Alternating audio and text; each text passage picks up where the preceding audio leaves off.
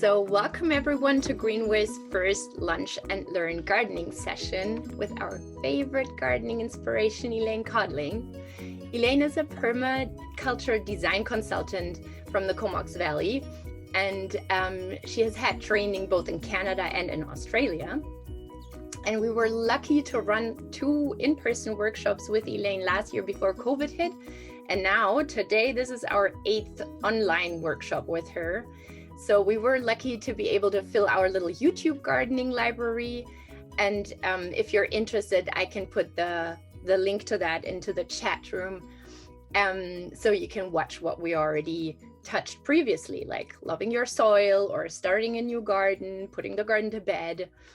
And you are very, very welcome to send your questions into our chat room so we can discuss them later, because now I think we'll just eat and let Elaine take it away and share some insights into seed saving for beginners. And Elaine, here it is, your screen. I'm going to vanish, get to my yogurt. Thank you, Lydia. I want to just say thank you to Greenway's Land Trust. It's a fabulous organization, and I think this workshop is by donation. They do great work. So if you can donate to Greenway's Land Trust, they do way more than just gardening videos. They do restoration work. They do all kinds of great stuff. Yeah, well, not to forget your work with the food forest, which is pretty amazing too, with Chuck and at the hospital. And yeah, thank you for that. Really great organization to contribute to, so, and to get involved with too. So we're going to go ahead with seed saving for beginners. I'm emphasizing for beginners. This is me. Of course, Lydia gave me a lovely introduction, so I'll just skip by, but I want to always recognize our parameters on these workshops as we're talking about feeding ourselves. So we're talking about growing vegetables, herbs, and fruit. We're talking about trying to produce as much as possible. So we do year-round harvest. And the other important thing, really important, is that we're working with nature and not against it. So we're growing organically, clean food, clean planet, and trying to do the best we can to lighten our footprint on the planet and work with nature as far as, letting the plants do their own thing and do, the best for all of us. So seed saving is a new adventure for beginners. A new adventure always requires some investment in special equipment. You can see my gardening notebook. I have a permanent marker because I have learned the hard way over years and years of experience that those little plastic labels that I cut out of the yogurt container, they can get washed away, they fade. So, you've got a great plot of something that you wanted to save, and the marker is erased, right? So permanent marker, and make a note of it in your gardening journal. This is my favorite gardening journal, 360 days. Usually I only do 10 months, February to November, but it's nice to have those extra pages. You could have a 300-day one. You can see I've got some little coin envelopes I bought at Staples. You can see here, I see this is actually a cooler. I think I have another one of those little party coolers, and it looks like I'm always going to the garden to drink, but these are desiccants, right? And that's another important thing to have if you're saving seed, even if if you're buying seed and storing it over year after year, having something to keep it very dry is really important. So seed saving is totally simple. You choose the seeds you want to save, you gather those seeds when they are ready, you make sure they're clean and dry, and you store them. That's it. That's all you needed to know. But it's actually a lot of hidden complexity in that. So you have to think about what you are choosing. Selection is really, really important. And I'm going to talk quite a bit about selection. And I'm also going to talk about knowing what you are gathering, knowing what seeds you are actually bringing into your house to put in your little envelopes. Keeping records is really, really important. And then, of course, hi, Dawn. Hi, Lois. When are they ready? How do you clean them? How do you dry them? How do you store them? All of those questions, we'll get to that. And hopefully we'll be able to stop in between. If you have questions, you can put them in the chat and we'll stop and say, are there any questions? But we'll carry on. So I want to talk a little bit about selection, because that's what choice is. When you choose seeds to save, you're actually selecting. So there's natural selection and there's human selection. And in natural selection, the plants that are the best able to thrive in the growing conditions will outproduce the others and contribute more seeds to the next generation. And that will reinforce their ability to thrive in those growing conditions. When you talk about human selection, we're basically intervening to choose the characteristics we prefer. And over time, this will reinforce the characteristics that we prefer. Or if we're not intentional, we could be selecting something that we don't prefer to reinforce, and that's a problem. So the question of what are you choosing? You might find, oh, the spinach I planted bolted, I might as well, it's not lost, I'll save the seed. But do you really want to reinforce that trait of early bolting? That's the question. Here's another one. These are peas. These are obviously flat peas, but they're developing seeds, and I can either let them dry on the vine and collect the seeds, or I can use them, or I can, but do I really want to save the seeds from flat peas that are developing seeds? I mean, this is, the idea of flat peas is that you eat the pods and they don't develop seeds. So, the first year that might not be a problem, but when you're selecting year after year, you're actually reinforcing those traits. So it's very important that you plan to save seed. You want to choose varieties that you like. You want to grow enough to eat and to save. And you also want to choose the healthiest and most vigorous plants. That's where we're working with nature. We want that natural selection of health and vigor to be a part of our criteria. And then you really need to think about what characteristics you are selecting. And there's lots you can select for. Flavor.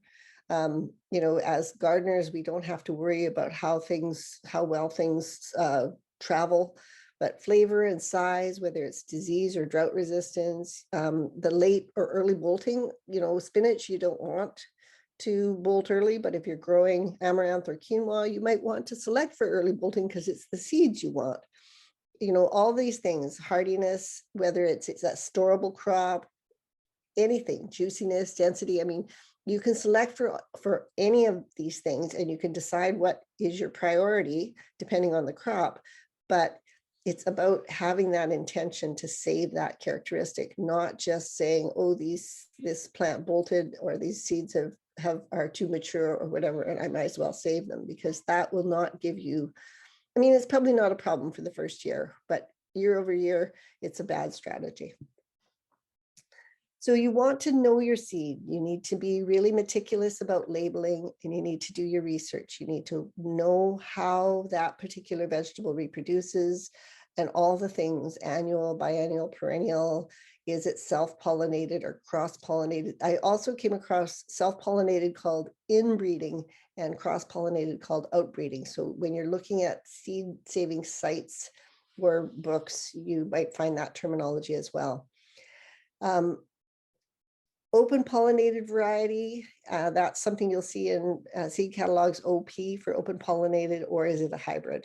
That's really important. So annuals grow from seed to seed in 1 year, and usually they have to grow past their peak edibility to produce mature seeds. So you want to grow enough to eat and a few extra to save seeds.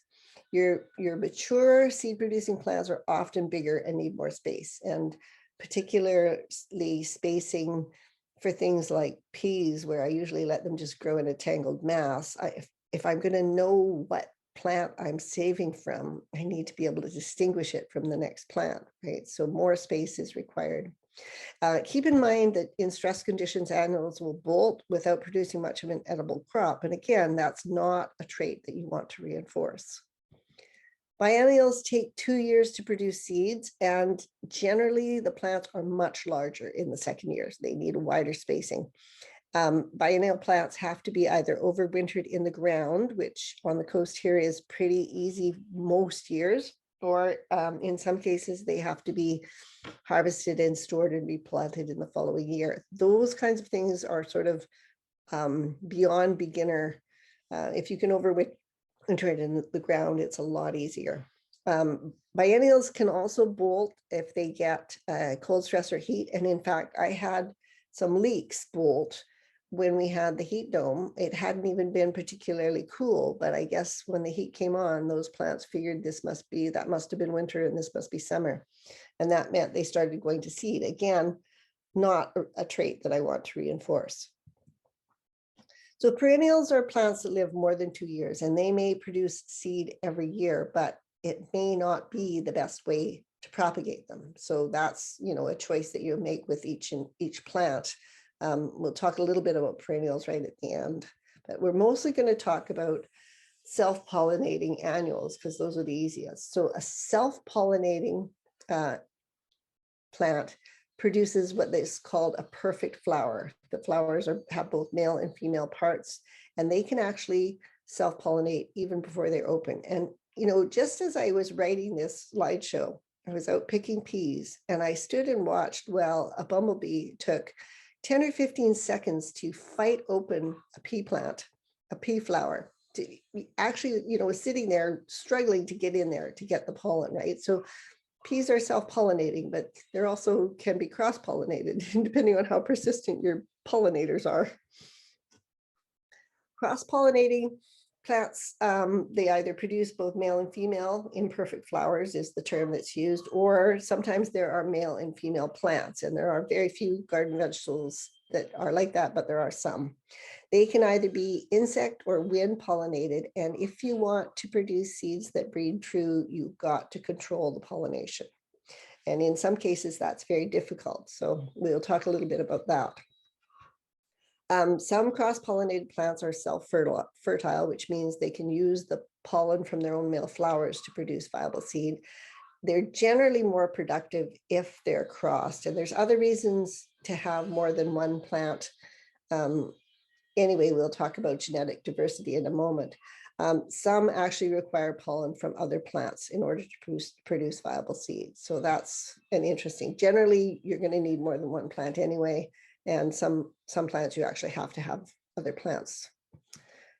So when you're looking at your seed catalog, you're looking for OP, open pollinated. Open pollinated plants are plants that have not been crossed to create new plants. Their seeds will breed true. So if you get an open pollinated seed and you save seed from it, you have a good chance of getting a crop next year that is very like the one you got this year. As I said about the little bumblebee fighting with that pea flower, isolation could be necessary even with self-fertile plants. You might need to try to prevent hybridization. It really depends on what your needs are, though, because you might be okay with hybridization. Seeds designated F1 are hybrids. So they are the result of the plant breeder doing a cross to produce certain desirable characteristics, right? When you save seeds from a hybrid, you're not going to get plants that breed true to type. You might actually get something that you like. You might actually, appreciate having dehybridized it. Lydia asked me what was the first seed I saved, and I started to talk about the parsley that I actually let seed out without a clue about, that it was a hybrid. It was a curly leaf parsley, and I thought, oh, I'll let it seed out and I'll have a pretty old parsley patch, right? Well, it was a hybrid because I ended up with both flat leaf parsley and curly leaf parsley, which was fine. I was fine with it. It's parsley, who cares? I just want the parsley. I'm not saving the seed to sell or to, save a heritage variety. So sometimes dehybridizing isn't a problem. Okay, seed purity. Seed purity really matters most if you want to save a named variety or a heritage variety. Depending on how important it is to you. For example, with peas, you don't want your shelling peas crossing with your sugar peas or your snap peas particularly, but two types of shelling peas. You have a shelling pea that grows 8 feet high and you have a shelling pea that grows 4 feet high. And if they cross, is it a big deal? Probably not, especially, if it's just for your own domestic use and you're not trying to, sell the seeds. There are some plants, however, where purity is essential. Squash, cucumber, melons, and the cabbage family for different reasons. So squash, and I put this in big letters because I wanted to emphasize this, saving seed from squash, cucumbers, and melons is not beginner seed saving. It's advanced seed saving. And so I'm not really going to talk about it very much. I will refer to squashes, but mainly we're not talking about advanced seed saving. We're talking about beginner seed saving. So there's like 4 families of squash, and all the different varieties of squash that you can think of fit into those 4 families. And those within those families, they cross, and the crosses are invariably not edible. So squash seed saving is for advanced seed savers. If you want to do it, look it up. You can find the information and see how much work it is, and it might be your thing and you might love it. It's not advanced seed saving because it can't be done. It's advanced seed saving because it's very difficult, and you have to be super careful about crosses. Brassicas, on the other hand, and particularly our most popular ones, this is really interesting to me. I only found out about this a couple of years ago, but broccoli, Brussels sprouts, cabbage, and cauliflower, kale, collards, and kohlrabi are actually one species. They're like dogs. Dogs come in every different shape and size, but they're just dogs. And if you let them breed together, they go back to their original form. You get this sort of weedy generic cabbage thing. It's edible, but it's not, it's insignificant, and it's sort of like, The good news is that brassica seeds are viable for up to 5 years or even more if they're stored properly.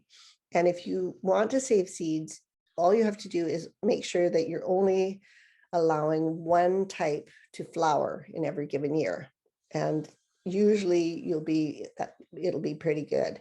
It is insect pollinated, so they might not all breed true. All your seeds might not breed true, but you can easily rogue out the seeds that aren't true to form when they grow the following year. So maintaining purity, in order to maintain purity, you have to isolate varieties from potential crosses. You can isolate in time, which is what I suggested with the brassicas. Just grow one variety, only let one variety flower at a time. You can grow, because they are biennial, you can grow all the brassicas you want for eating, but only one gets to survive to the second year to flower and produce seeds. You can also isolate in space, but that's not usually viable for anything that's not self-fertile in the home garden. And you can use barriers, which is fine for wind pollinated plants, but it gets very, very complicated if it's an insect pollinated plant. So, again, once you get into that kind of, trying to have a barrier with insects in the barrier, you're on to advanced seed saving. So we won't really be talking about that too much. So it depends on whether the plants are insect or wind pollinated. The distances can be very, very short. If it's a self-pollinating plant, 10 feet, or with peas, they say just grow something tall between the rows. So you do a row of one variety, you grow something very tall in between, and you grow another variety.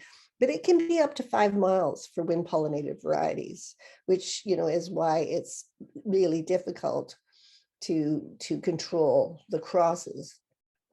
You can use floating row cover to bag up a small number of wind pollinated plants.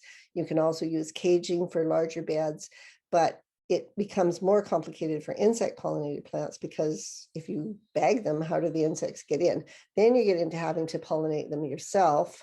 And again, that's beyond beginner seed saving. We're not going there yet, although you're welcome to do research on your own and figure it out. I mean, seed saving is amazing. How much potential for learning in seed saving. So genetic diversity is another thing to consider. If you save seeds from only one plant, or if you save seeds from too few plants, you end up with, over time, reducing the vigor, the productivity, the size, all those things.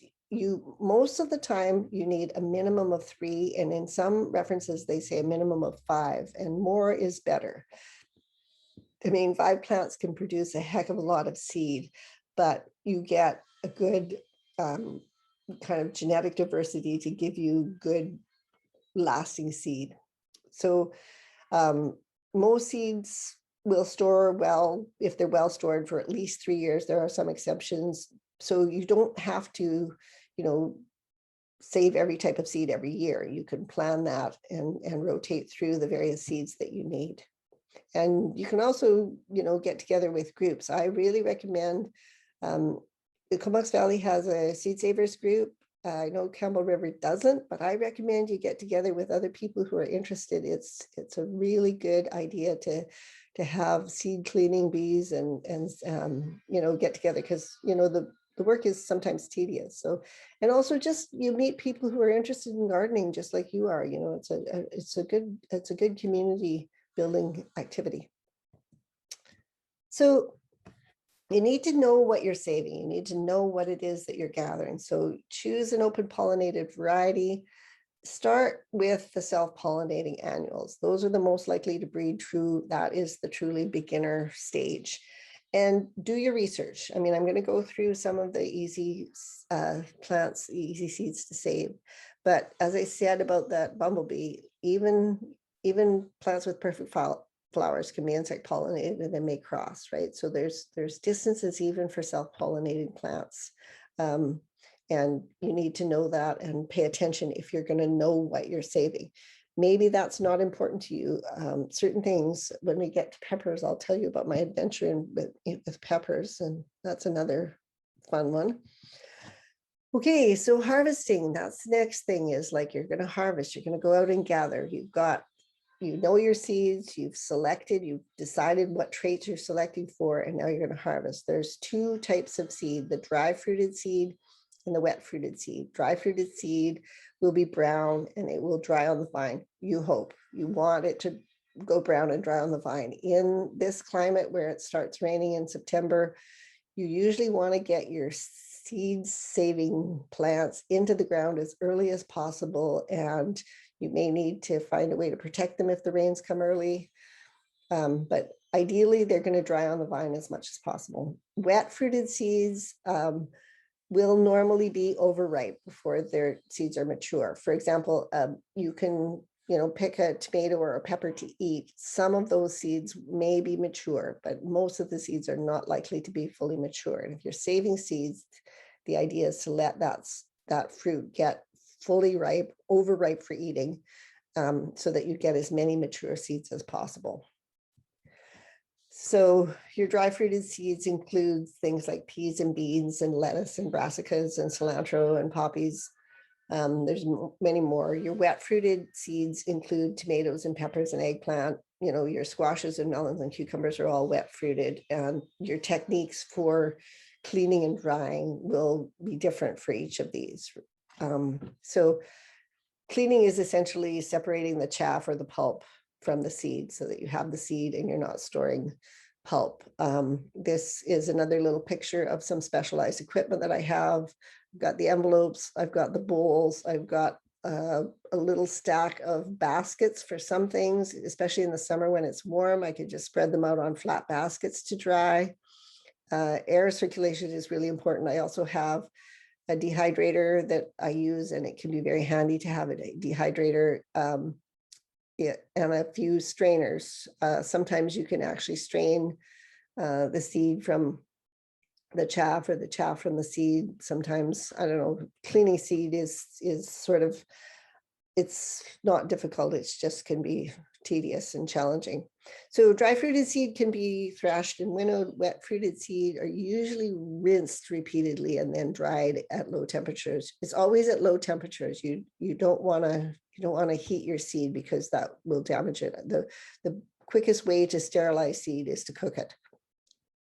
So threshing is breaking up the seed pods to release the seed, and winnowing is using airflow to separate the lighter chaff from the heavier seed. So that could be something as simple as gently blowing, or you could use a hair dryer. You can also, on a day that has, a very light breeze, you can pour your seed and chaff, basically lift it up and pour it down into hopefully a big bowl that has high sides so it doesn't bounce out all over the place. You can also, and really resist doing this myself, because once you've wet the seed, you have to dry it again. If the seed is already dry, I hate to put it in water, but you can also put it into water. The chaff and the immature seed will float and the viable seed will sink. So then, you've got to pour off the floaters and the water, and you're stuck with wet seed that you want to dry. So peas and beans, they're picked dry. If you can let them dry on the vine, they can be dried further at low temperatures and until they're brittle and shelled. The brassica, the cabbage family, also produces pods. You dry them until they're brittle, and you can put them in a pillowcase and stomp on the pillowcase and then winnow them any way you can. Sometimes a hair dryer is a good on a low setting, on a cool low setting. You don't want to blast it because you'll end up having seed all over the place and having to sweep it up off the floor. Lettuce is, like a dandelion. It has that fluff, so that's tricky. That's the one that I would most tempted to use water on. Peppers, even though they're considered a wet seeded plant, they're pretty easily stripped from the flesh, and they can be dried at low temperatures then. Tomatoes actually are special, and you'll see little, tutorial videos all over the internet on how to, and the fun things that people do with tomatoes, sorry.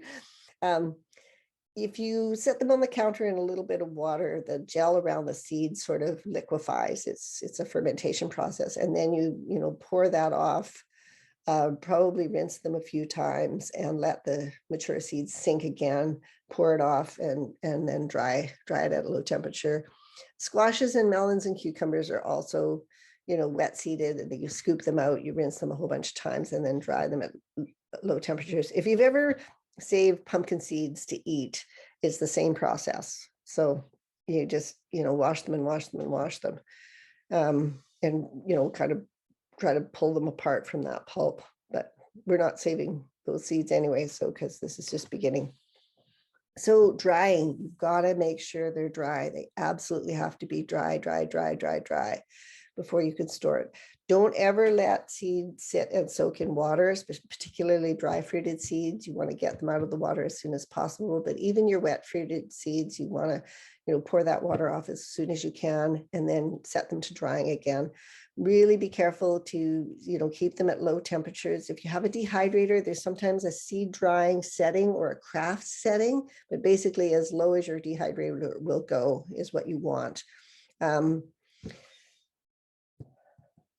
Storing seeds. So you can see my little party coolers. I buy these at the thrift store. I've got one for Lake Trail, the school that I work at, and also one for myself that I store my seeds in. And then these are the little desiccants. You can save these. You often get them in seaweed or dried food. If you ever find these, they're worth saving. This one I actually bought from Lee Valley. I can't remember how much it cost me. It wasn't very expensive, but it's reusable. When that little window starts showing some color, you basically put it in a slow oven or, a toaster oven or something on a low temperature, and it dries itself out again, and you can keep using it. So really, when you're storing seeds, you want to know what you're storing. Absolutely be meticulous about your label, your variety name, your date, any other information that you think you're going to want to know when you go to decide that you want to plant that seed. Make sure you're storing it in a cool condition. So what I do is I put my seeds in these little coolers and I put them downstairs in a cold room. So, but really, it doesn't have to be super cold. It just has to be minimal temperature variation. I've had people ask me about saving seeds and putting them in fridges and freezers. And for long-term storage, that's fine. But what happens when you take seed out of the fridge or the freezer is that the container will start condensing on the inside. So if you're taking it out to use it right away, that's one thing. But if you're putting it back and forth, taking it out and letting it warm up and then putting it back in the fridge, you're going to end up with some deteriorated seed. Okay, so I should pause here and ask Lydia, do we have any questions so far?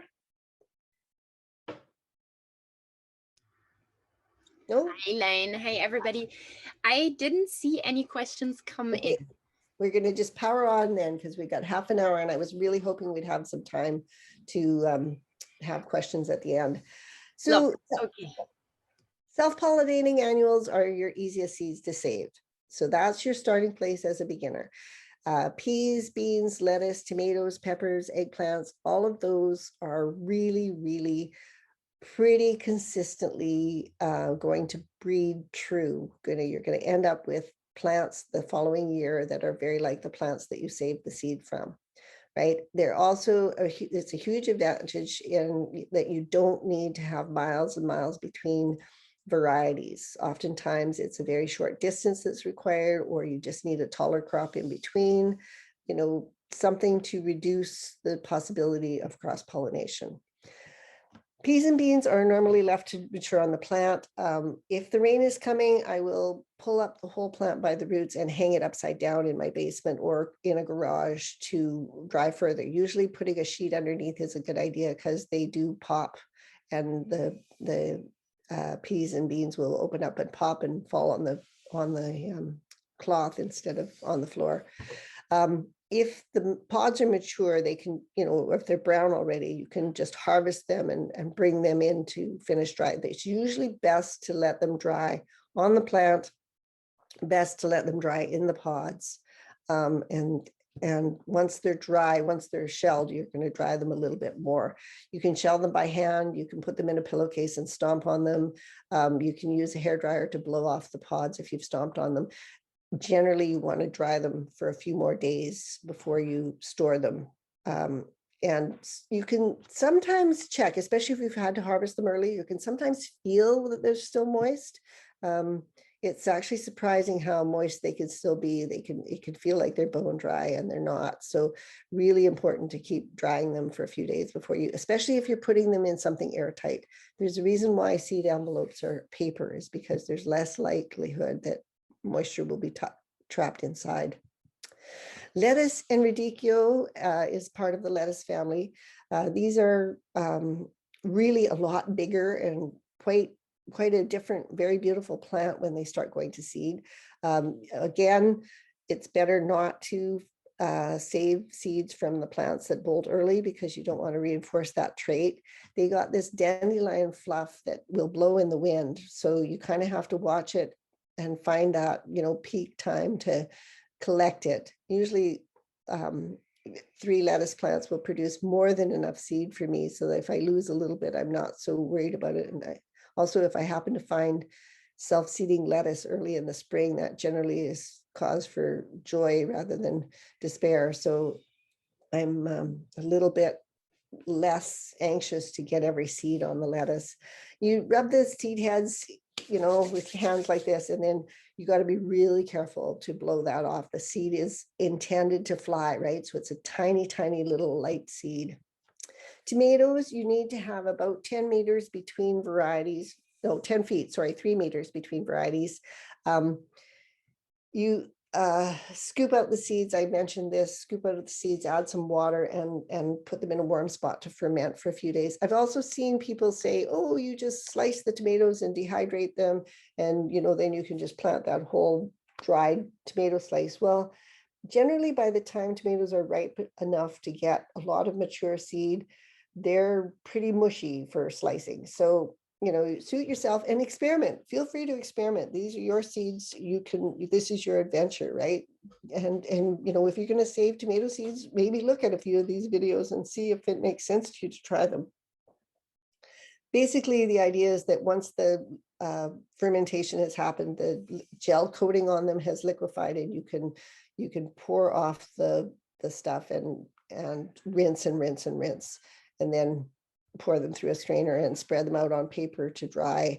Low temperatures, of course, I keep saying that. Oh, the adventure in peppers. So peppers are actually perennial in the subtropics, and they're an annual here, self-pollinating annual here. So I had a particular variety of peppers that I wanted to, and classic for me, do it first and then research it later. I wanted to save the seeds because I couldn't get seeds in the catalog anymore. And maybe that was my mistake, because I was looking in the new catalog. I didn't check the old catalog. It turned out they were F1 seeds. It's a pepper called Gypsy, and it's a combination of a sweet like a bell pepper and a bullhorn pepper that's also sweet. It's quite prolific. That's part of the reason I wanted. I found bell peppers, like you might get 1 or 2 peppers and that's it.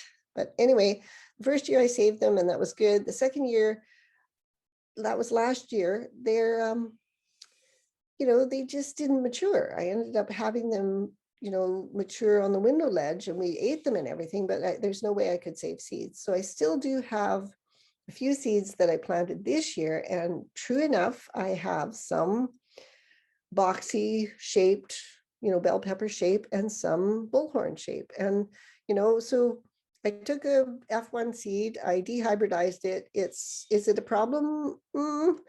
Not really. As long as I get sweet peppers, I mean, I could go ahead and try to select either the bullhorn or the boxy ones to be my preferred pepper. But really all I care about this year is that I get more seeds, because now my seeds are older. I get more seeds to plant next year. And I'm okay with having the variety. Those are choices that you make about seed purity. Unless you're saving a heritage variety, it doesn't really matter. So, or it may not matter. It might matter to you, but those are decisions you can make. So with peppers, you only need a few overripe fruits to provide enough seed for several years. And the seed should remain viable if it's stored well. That's always given if it's stored well for about 4 years. So the nice thing about peppers and some of these other self-pollinating plants is that you can try them. You can actually taste and decide, yeah, I like that. So I'm going to choose 3 plants from my pepper crop this year, and I'm going to try to get at least 1 or 2 peppers from each of the 3 plants that I want to save from. And I haven't decided yet whether I will, separate the boxy shaped ones from the bullhorn shaped ones, but that's something I can do. Peppers are easy to, get the seeds free from the flesh, and they just need to be very, very thoroughly dried. So cross-pollinating annuals include broccoli, corn, cucumbers, melons, and squash, which we already talked about. Pumpkin is a squash. Spinach, quinoa, and amaranth are interesting ones. The thing about cross-pollinating annuals is that the isolation can be a challenge, depending on whether they're insect or wind pollinated. So broccoli, I've got, some people say broccoli is not an annual, but I've got broccoli going to seed in the garden at Courtney Elementary. It definitely seems like an annual to me. So there's also an overwintering broccoli, which is definitely biennial. You need about 1 meter spacing between plants because they get enormous. You want to let at least 5 plants go to seed. You don't want to let any other brassicas flower at the same time. And this is interesting because some books say 100 meters and other people say more than a mile. So there you go. The dry seed threshed in a pillowcase and a hair dryer to blow off the chaff. Spinach is interesting because it's one of those plants that has both male and female plants, right? It's wind pollinated, so isolation can be a huge problem. You can actually bag it or cage it or stuff like that. But I wonder myself, like, is it really a problem? What I want is spinach. And if it's not the actual variety or the,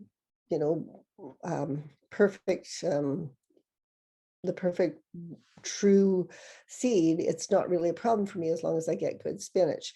If you are going to cage it or bag it, you need at least 1 male plant for every 2 female plants. And this might not be beginner seed saving, but you need to know the difference between the male plants and the female plants. Always choose late bolting plants. And as I said earlier, spinach, quinoa, and amaranth are similar family, same family. And in that case, you probably want to choose early bolting plants because you're growing those for seed. Biennials include carrots, parsnip, parsley, beets and chard, onions, leeks, and shallots, and then your cabbage family is all biennial as well. Well, that's not true.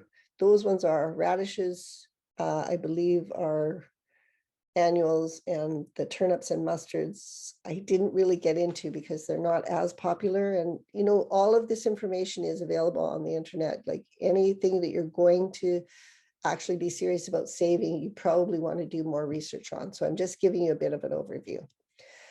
The carrot family is insect pollinated.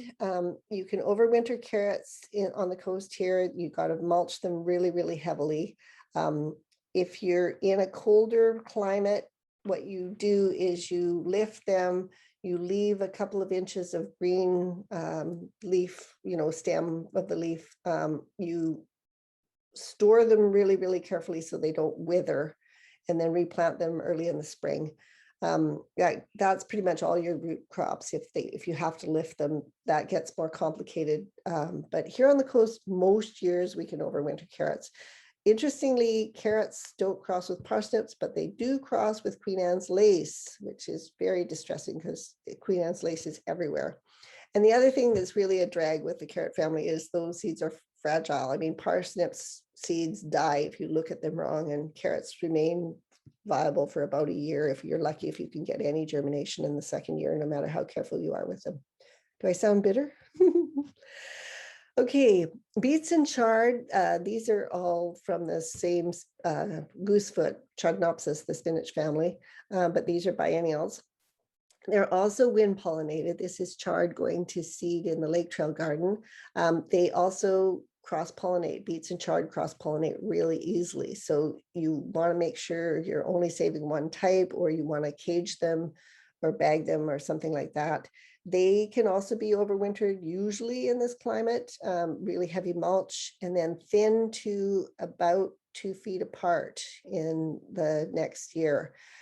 Usually once the seed starts going brown, you can strip it off the flower stalk and dry it indoors, and that's pretty easy. The onion family is insect pollinated.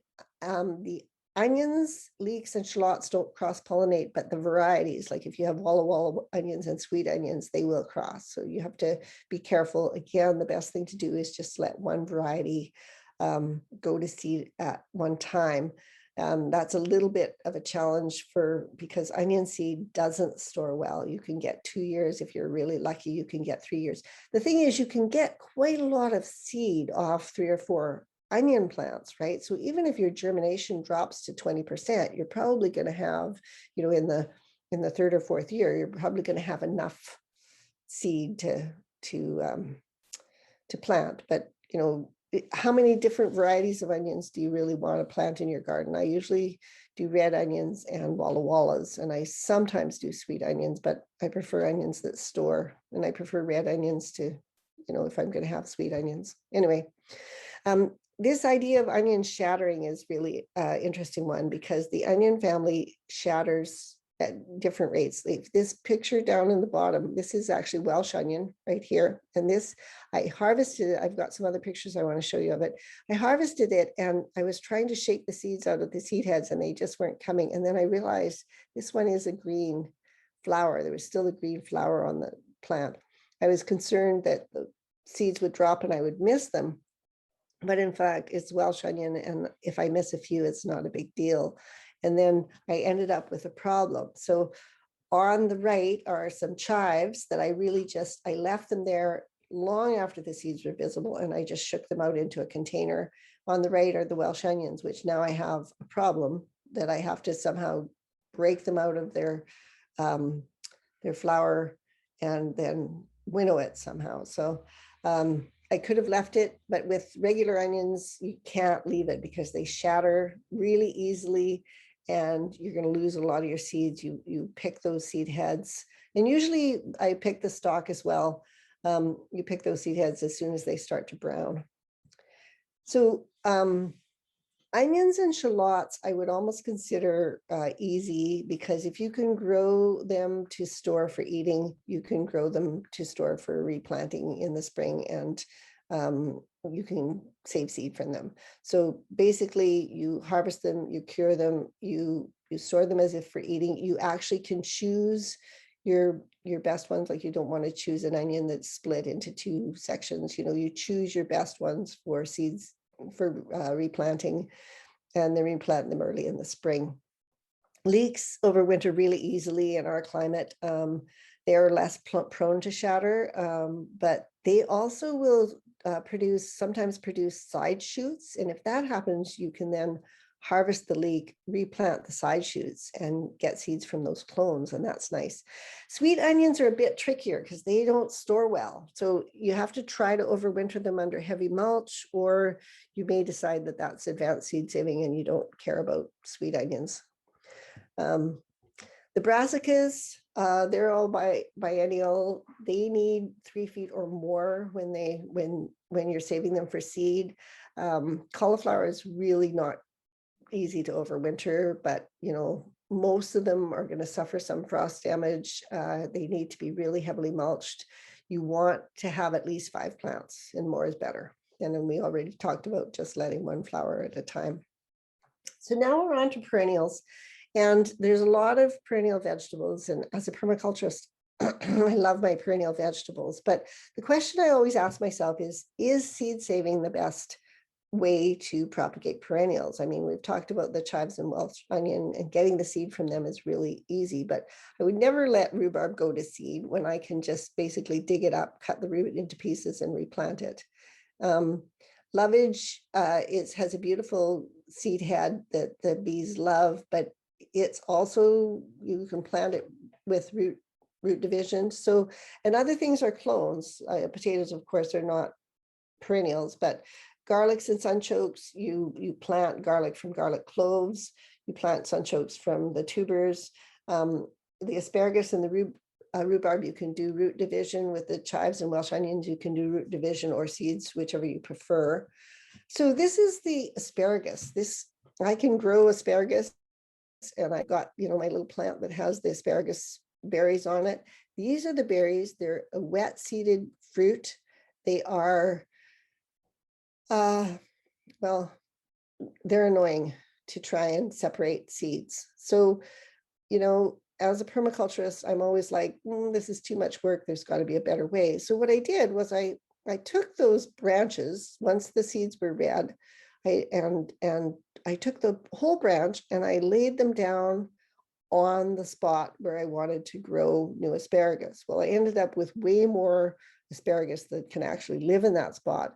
But anything I don't want to grow can be weeded out or lifted and potted up for sale, right? I've got this little patch of asparagus seedlings that I can, I can thin to appropriate spacing, or I can do whatever I like with them, right? So, saving seeds or just letting the things self-seed. So I did kind of an intermediate. I didn't let the seeds fall right where the plant was. I actually cut the seeds down when they were red. I cut them down and I laid them out where I wanted them to grow. So that's propagating asparagus.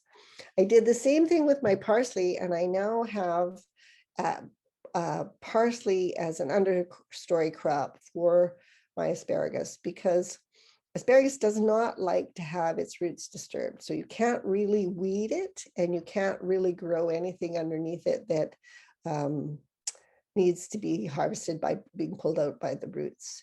So the parsley ended up getting very, very thick under there. So it pretty much smothered any weeds. It reduced the water, and the asparagus just grows up through it. And basically, when I see the very tip, this parsley gets, like 6 inches high, and I see the tip, then I know there's an asparagus there that I can, it's pretty much ready to eat. Anyway, that worked well for me. I did the same thing with this parsley, which is I just let the seed head mature, cut it back, and laid it down on the asparagus bed. I did the same thing with creating chives, because this is my chives. I'm cutting the flower stalks and shaking them out into my little yogurt container. But then I also just took the flower stalks and laid them down. So there's seed, fully mature seed in those flower stalks, just laid them down along the edge where I wanted to create the chive border, and it worked beautifully.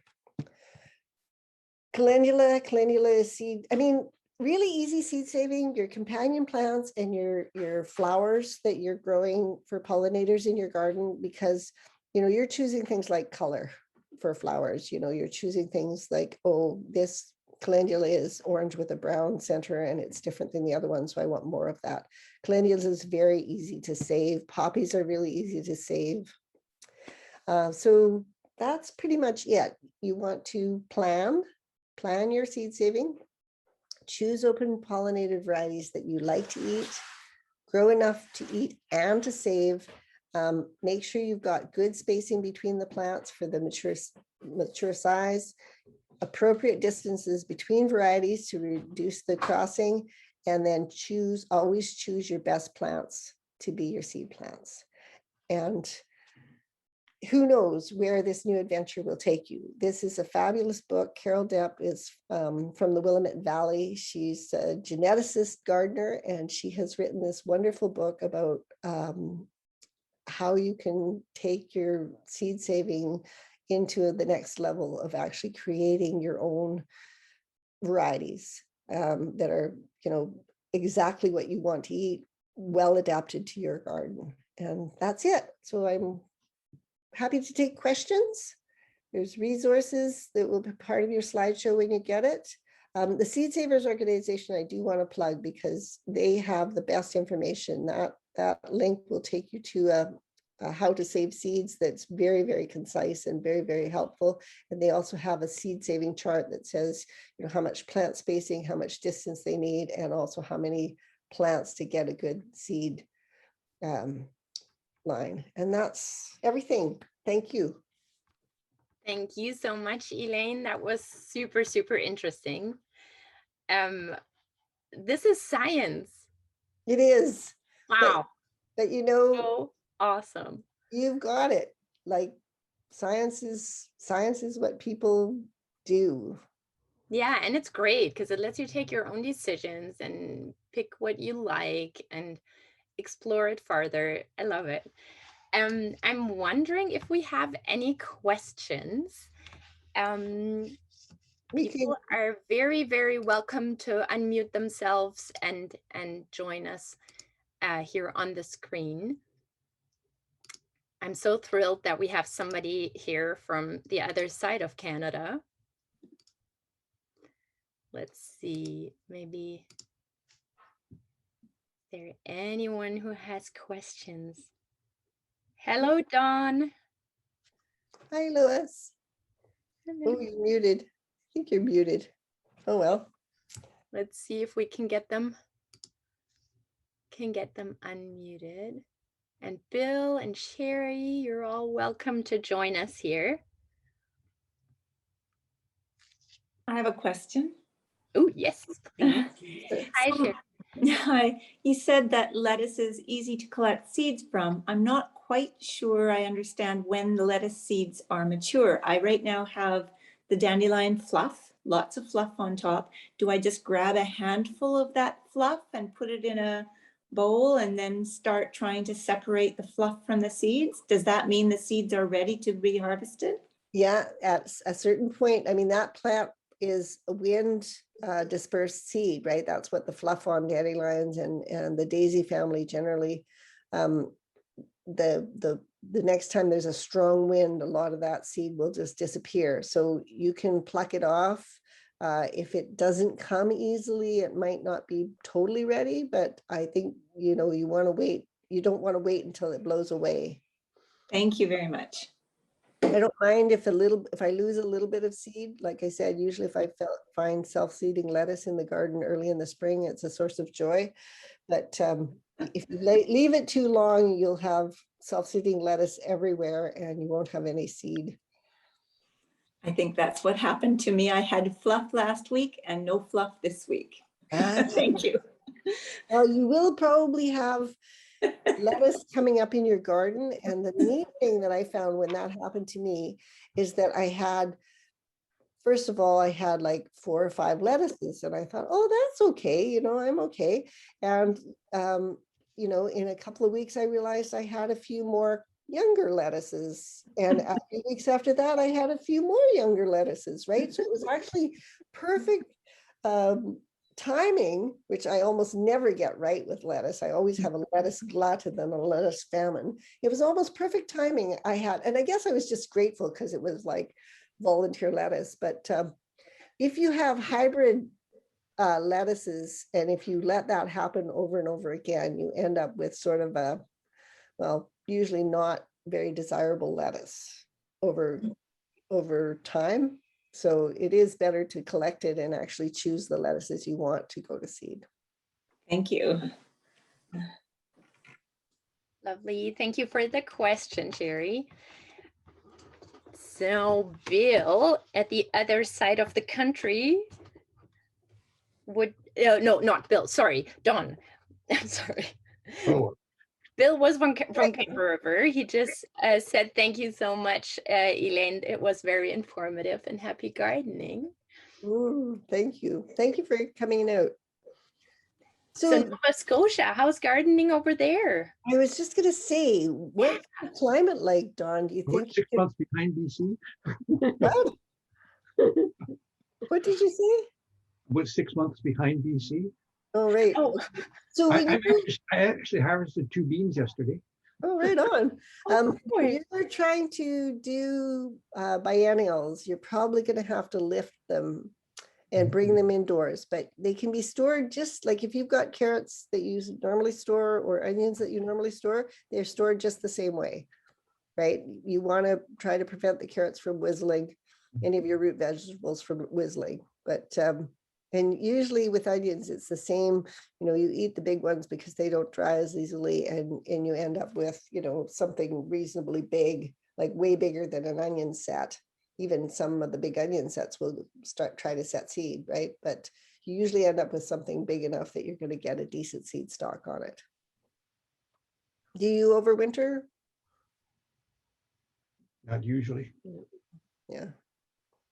Yeah, I kind of couldn't imagine that you could. When you're talking lettuce, the challenge for me is to get it to grow at all. Oh, no. You need to move to the coast. I mean, the other coast, this coast. We get it sprouted, a quarter of an inch high, and then it's gone. Oh, you've got Slugs, I think. bugs. You need either snake house, which is just a matter of taking like a cement tile and piling rocks in it in a sunny spot, or ducks. You might need to get ducks. Either that, or if you know any little kids who want to go out with scissors like in the evening, they love it because they get to stay up late, and you basically give them 5 cents for every slug that they snip. Yes. I would have some volunteers here, but wrong coast. Wrong coast. See, you're on the coast. Yeah. Yeah, one of our Greenways co-workers, she had like tons and tons of slugs, and that's Camper River. And we don't have that many on this side of town, but yeah, she had like, what did she say? I don't know, like 100 on like a stretch of 2 meters or something, like insane. Yeah, So if you have a rock wall or anything like that, if you have a rock wall, if you have any habitat for garter snakes at all, they really eat slugs. The other thing is I really like growing nasturtiums and Elysium between my rows, because that provides habitat for ground beetles and they eat the slug egg masses, right? So I've been more and more doing flowers. I've got calendula and borage. Well, I mean, I'm doing flowers for the pollinators, but what I really noticed is that the nasturtium just sort of blankets the whole area, and it could actually smother your plants, but it's great habitat for ground beetles and I can't remember what the spiders are that eat the wood bugs. I can't remember. There's a type of spider. Your spiders will be different on the other coast, though. Your slugs will be voracious. But have you ever done collars for your plants? Like, do they get your beans and peas too? I haven't had a problem with our beans, particularly. We gave up on peas because it takes too much space to get enough peas to I think it's the early plantings, and it's partly because Don, instead of digging his garden, he layers different kinds of mulch thing. It's actually a better way to go because it's healthier soil if you don't dig. But Except the slugs. yeah, the thing is that it really is quite easy to set up some garter snake habitat, and if there's food and habitat for them, they will come and they'll come and eat your slugs. And I mean, I really do. I've gotten to the point in the last few years where I've always got nasturtiums and calendula and alyssium and borage and all kinds of other flowers in the garden, because they feed the pollinators, they provide habitat for, all your predator insects, and you get a nice ecosystem going on that it doesn't eliminate it, of course, but it reduces the predation. The other thing I've done with lettuce is crushed eggshells as like a thick band of crushed eggshells, because the eggshells are prickly and the slugs don't like crawling over them. Again, it's not guaranteed, but it's a discouragement, right? We've tried that. It didn't work. Doesn't work. You got Bugs out here. Hardy little thing. Yeah, it's scissors. Go out there in the twilight or early in the morning before they've left their feast. I don't know. I'm not a Buddhist when it comes to slugs. Well, I'm not a Buddhist at all, but I'm not, I don't believe in the sanctity of life unless it tries to eat my food.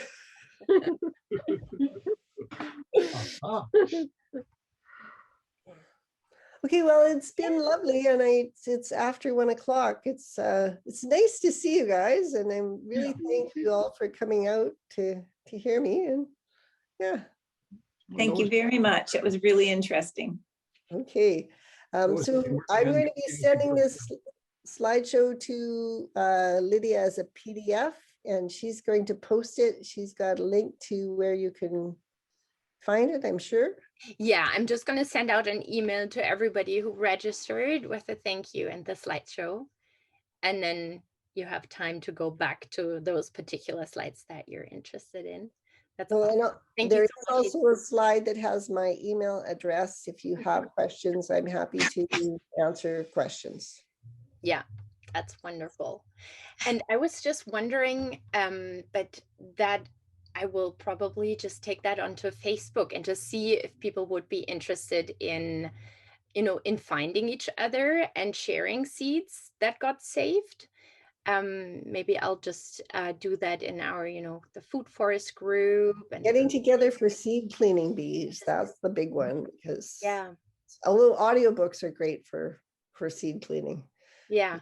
Put out an audiobook and shell peas. Yeah. Yeah. Okay. Awesome. Thank you so much, Elaine. That was again awesome. And thanks everybody for joining us and spending this lunch break with us. See you soon. Bye. Bye. Good to see you. Good to see you.